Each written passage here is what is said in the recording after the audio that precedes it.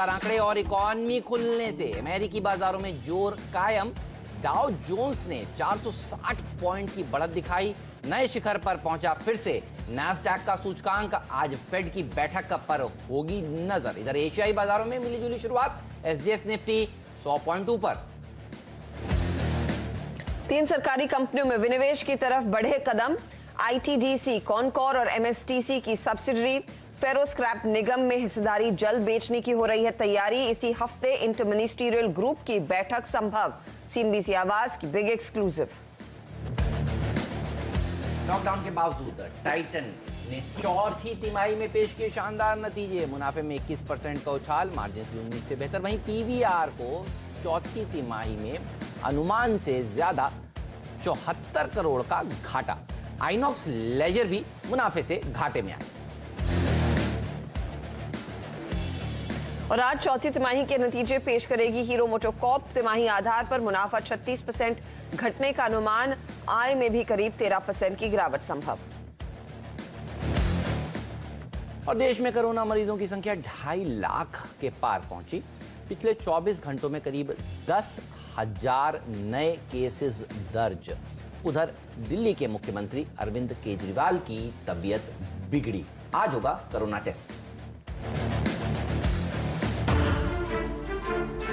और दमदार एक्सपर्ट्स आपको बताएंगे आज की ट्रेडिंग रणनीति क्या होनी चाहिए। 8 से लेकर 10 बजे तक ढेर सारे जानकार हमारे पैनल में जुड़ेंगे। हम बात करेंगे फंडामेंटल्स पर आज सेठी फिनमार्ट के एमडी विकास सेठी से।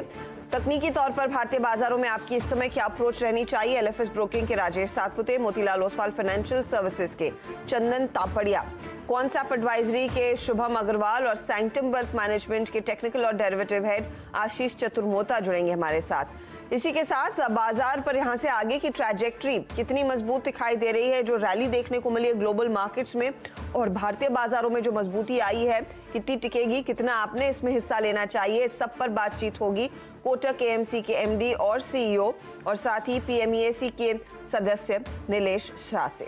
बिल्कुल, लेकिन सबसे पहले देख लेते हैं यूएस में किस तरह का एक्शन देखने को मिला। जब कल भारतीय बाजार बंद हो रहे थे तो हम देख रहे थे 100-150 पॉइंट की बढ़त के साथ अमेरिका के बाजारों में शुरुआत होगी। 800 पॉइंट की तेजी, ध्यान रखिए, अमेरिका के बाजारों में शुक्रवार को हो चुकी थी और उसके ऊपर और बढ़त देखने को मिल रही है। 460 पॉइंट का उछाल देखिए डाउ ने दिखाया, नैस्डैक ने फिर से नया शिखर लगाया।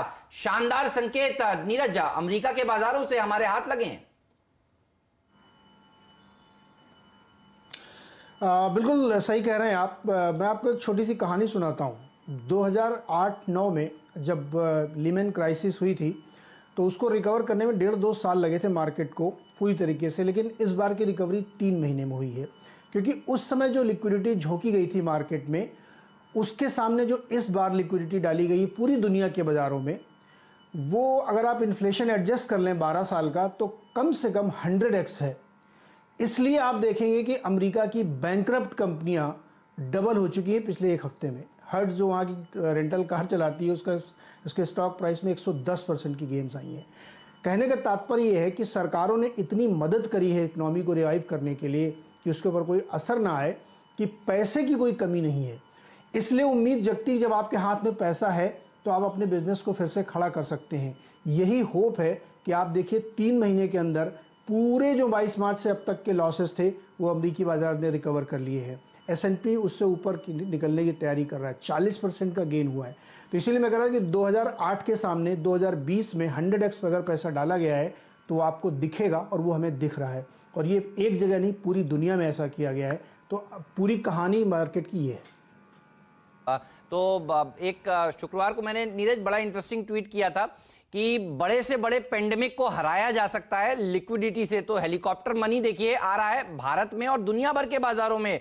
और ये भी कह रहे हैं बड़े बड़े ब्रोकरेज हाउसेस नीरज कि ये जो बेयर मार्केट था ये इतिहास का सबसे छोटा बेयर मार्केट होगा। इतना छोटा बेयर मार्केट कभी दुनिया में देखने को नहीं मिला। तो जो लोग इंतजार कर रहे थे कि रिकवरी देखी जाएगी, यू शेप रिकवरी होगी, नहीं रिकवर कर पाएंगे, फिर से गिर जाएंगे, देखिए वो अब बाजार में आते हुए नजर आ रहे हैं। तो वो फियर ऑफ मिसिंग आउट देखिए अमेरिका में भी है और भारत में भी नजर आ रहा है नीरज।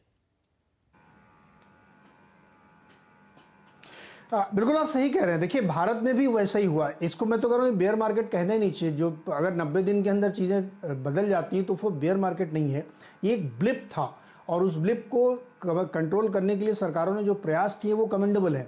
भारत में भी वैसे ही प्रयास किए गए हैं और इसीलिए आप देखिए एफआईआईज लौट के आ रहे हैं। क्योंकि भारत की कहानी अगर आपको समझनी है तो पिछले 6 महीने पहले आपको जाना पड़ेगा, जब कॉरपोरेट टैक्स कम किए गए, वहाँ से लेकर के अभी जो 20 लाख करोड़ के पैकेज के दौरान जो स्ट्रक्चरल चेंज किए गए, ये बड़ी चीज़ है।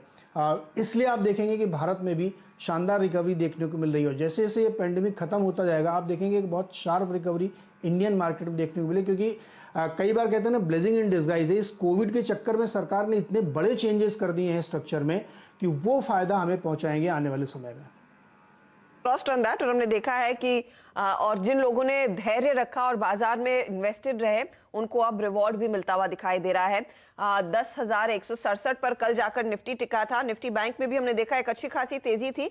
हाँ, भले ही ऊपरी लेवल से बाजार में हल्का सा मुनाफा वसूली का दबाव आया, लेकिन वो जायज है क्योंकि यहाँ पर एक तरफा तेजी देखने को मिली है। वीरू हमारे साथ जुड़ गए हैं। Veeru, good morning.